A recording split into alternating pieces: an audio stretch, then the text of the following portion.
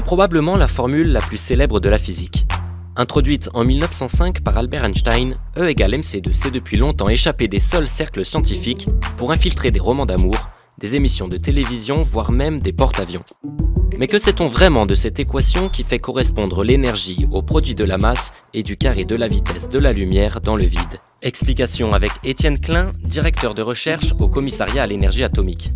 Einstein a montré pendant ses vacances de 1905, pendant l'été, c'est qu'un corps qui émet de l'énergie, par exemple sous forme de lumière, parce qu'on le chauffe, eh bien du seul fait qu'il perd de l'énergie, va également perdre de la masse, même si l'objet physique qu'il émet lorsqu'il rayonne ne contient pas lui-même de masse. En l'occurrence, le corps émet de la lumière qui n'a pas de masse, mais en émettant de la lumière, il perd quand même de la masse, et la masse perdue est égale à l'énergie perdue divisée par le carré de la vitesse de la lumière. La vitesse de la lumière valant à peu près 3 10 puissance 8 mètres par seconde, c'est-à-dire 300 000 km par seconde. Très bien, mais au-delà des chiffres et des lettres, que peut vouloir dire une telle découverte? S'il existe de multiples implications, nous en avons sélectionné 3. La première tient au statut de la vitesse de la lumière, qui ne concerne désormais plus la seule lumière. D'abord, ce que dit Einstein dans son article, qui est très court, il fait 1 page et demie, c'est que cette formule pourrait demeurer vraie, même si aucune lumière n'est émise dans le processus par lequel le corps perd de l'énergie. Autrement dit, même s'il n'y a pas de lumière, c'est quand même la vitesse de la lumière qui intervient. Ce qui veut dire que dans cette opération, la vitesse de la lumière change de statut physique.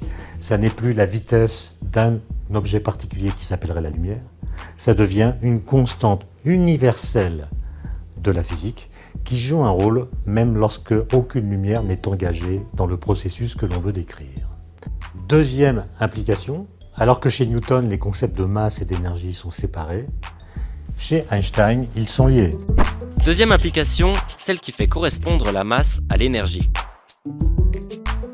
Ce qui veut dire qu'un objet de masse m a de l'énergie, possède de l'énergie, du seul fait qu'il a une masse. Par exemple, si on prend 1 gramme de matière, de n'importe quelle matière, de n'importe quelle composition chimique, ça peut être du fer, ça peut être de l'uranium, ça peut être du beurre, ça peut être des épinards, eh bien cette correspondance nous dit qu'1 gramme de matière contient en fait 90 000 milliards de joules. Enfin, on réalise que l'inertie augmente avec la vitesse dont on découvre un point maximum. Chez Newton, ce qu'on appelle l'inertie d'un corps, voilà noté grand I, ben c'est égal à la masse. La masse, elle mesure en fait la difficulté qu'il y a à mettre en mouvement un corps s'il est à l'arrêt, ou bien à modifier son mouvement s'il est déjà en mouvement. Mais ce que nous dit la formule d'Einstein, c'est qu'en fait l'inertie, grand I, n'est plus égale à la masse, elle est égale à l'énergie totale divisée par C au carré. D'accord ? Alors qu'est-ce que c'est que l'énergie totale ?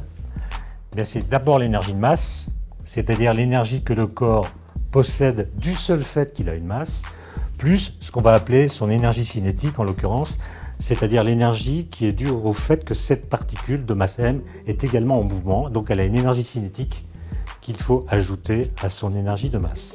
Et le tout doit être divisé par C au carré, ce qui nous donne la masse plus l'énergie cinétique divisée par C au carré. Si l'énergie cinétique est nulle, on retrouve que l'inertie est égale à la masse comme chez Newton. Mais si la particule est en mouvement, son énergie cinétique n'est plus nulle, et l'inertie va augmenter avec l'énergie cinétique, donc avec la vitesse.